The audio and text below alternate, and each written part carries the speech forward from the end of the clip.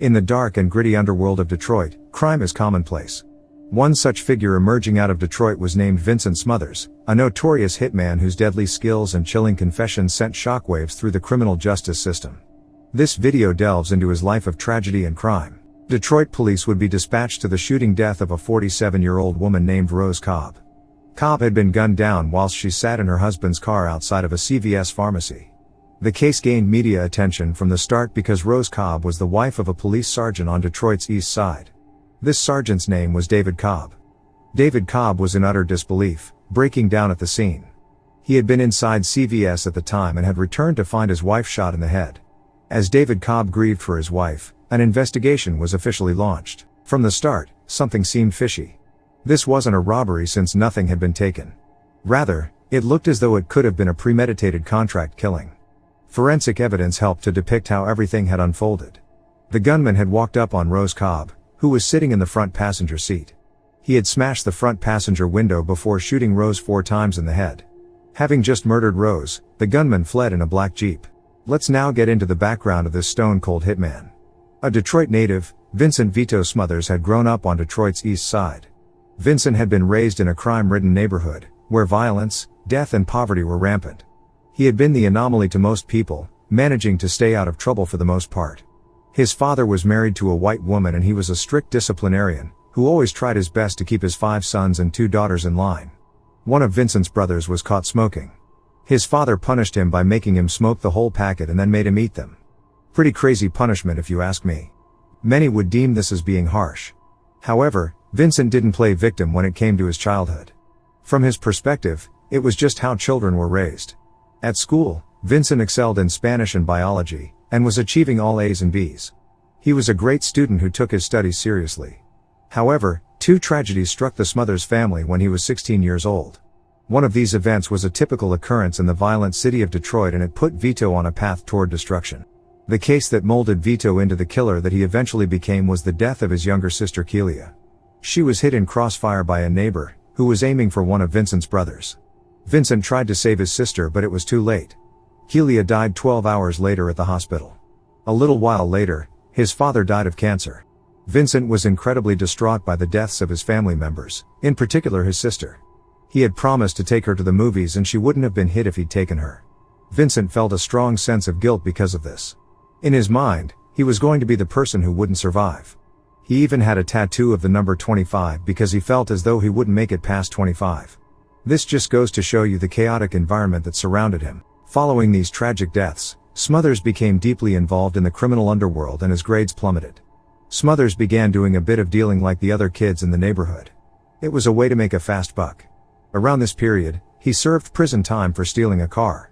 Upon his release, crime became a way of life for him. Having served time, Vincent was fully aware that he needed some sort of an endgame plan. Being a full-time criminal was only going to result in a longer prison stint and he didn't want that again. Therefore, he had to play it smart. Vincent soon progressed over to regular employment. He had been working a legit job at Metal Services and was promoted to a managerial role at this heating and cooling company in Detroit. The money was steady and guaranteed. However, the temptation of quick money was too enticing for Smothers. Still tapped in with the streets, he participated in a robbery of a dealer and in 10 minutes he made $100,000. Not only was the money good but Vincent was trapped in a tricky situation. He had received a workplace injury when his fingers were caught in a machine at work. His pay was cut and now he needed a way to earn. His hand now injured, Vincent had the ability to fire a gun. I'm sure that he saw crime as his way out of a situation. Following his big robbery payday, Smothers was hooked on robbing mid to big-time dealers. A friend of Smothers who had been providing him with intelligence on dealers to rob, gave Vincent Smothers an ultimatum. Would he be willing to carry out a contract killing? Vincent took some time to think but deep down, he was all for doing this. From this point forward, he was focused solely on contract killing. His first victim was a dealer named Willis Watson. Willis was caught on his porch and had been taken out for $5,000, later handed to Vincent in a shoebox. Vincent completed the job and reportedly felt nothing, no remorse or guilt. Following this paid hit, Vincent gained a reputation for being an efficient and ruthless hitman for hire, making him a sought-after contract killer in Detroit's criminal circles. All of his victims were involved in street activity and they never saw him coming. However, there were instances in which innocent civilians associated with his targets were caught in the crossfire. Vito was hired to take out two brothers on Strasburg Street in Detroit. He managed to take out one of the brothers but failed to kill the other brother. Returning 5 months later, he got his man. Vincent met his future wife Cicely. The pair struck it off and Vincent told her that he was a hitman. For some reason, she didn't seem concerned and stuck by him. The couple ended up having a child, named Kelia after his sister. The pair moved into peaceful suburbia, with everyone assuming that Vito was just Joe Schmo. Neighbors often saw him walking his dog around the community. 2 witnesses involved in a Chicago distribution case were in Detroit. They were bus drivers and Vito received a phone call about what car they were driving. He trailed the 2 men, who conveniently broke down on the road. They pulled over, with Vincent walking up to their car, phone in one hand and gun in the other. He proceeded to gun them down, shooting both men in the head. Vito and a friend drove to their target's house. The man was an offender, preying on children, but this wasn't the reason that he was targeted. They broke in and threatened the man's partner. Aiming guns at her, they made her call him home, at which point they shot him 20 times. They then killed the woman. Vito's friend in this crime was later apprehended because his license plate had been seen.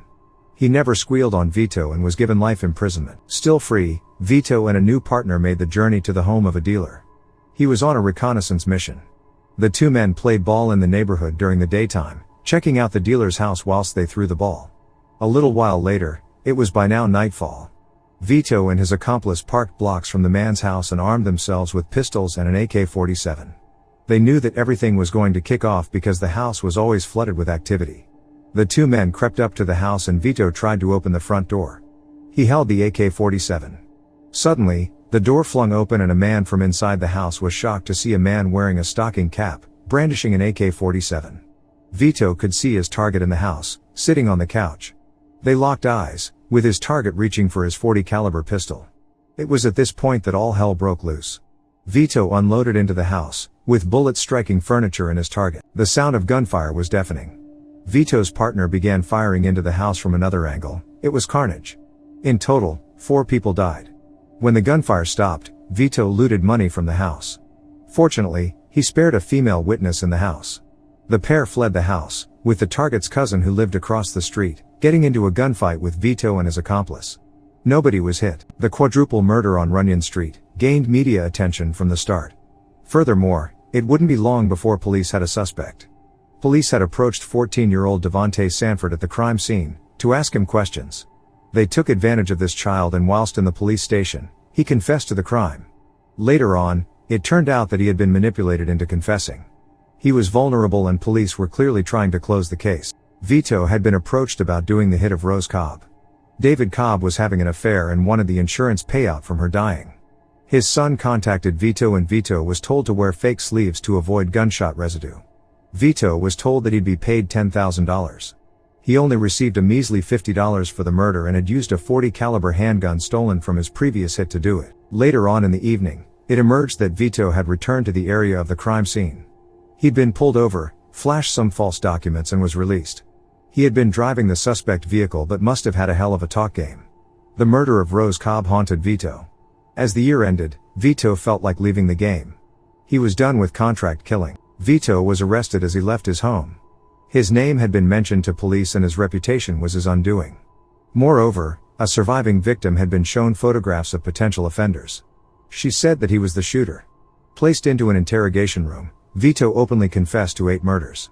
He told on David Cobb, who managed to avoid being charged in his wife's murder case. Forced to live with the scrutiny of having paid a hitman to take out his wife, David Cobb threw in the towel. He made his way to a local park with some vodka and cranberry juice. Teenagers saw him drinking in the park and he hung himself that same night. Vincent Vito Smothers was found guilty of 8 killings, although he killed 12 people. I'll explain the other 4 in a moment. Vincent was given 50 to 100 years in prison. Strangely, he had never been questioned about the Runyon Street crime. In a show of good faith, Vincent confessed to the crime. He had met Devontae Sanford and felt bad for him. Police eventually freed Devontae Sanford, but despite knowing who committed the crime, the case is listed as unsolved. For the trouble that he experienced, Devontae Sanford was awarded a $7.5 million settlement against the city. The story of hitman Vincent Vito Smothers remains a tragic and cautionary tale about the reality of life in Detroit. It stresses the importance of addressing the root causes of crime, investing in community support, and striving to prevent such tragedies from occurring in the first place. By implementing mental health and financial schemes, Detroit may be able to prevent men from turning to crime as a last resort. If something like this had been in place, Vincent could have been steered from crime. However, easy money will always be a temptation, and to his credit, Vincent took responsibility for his actions. The legacy of Vincent Smothers is death and despair. His story serves as a somber reminder of the profound impact of crime on individuals and communities across America. Sadly, the crime epidemic only grows by the day, but these are the same communities in which the power can be taken back from criminals, if the people band together to fight for something positive.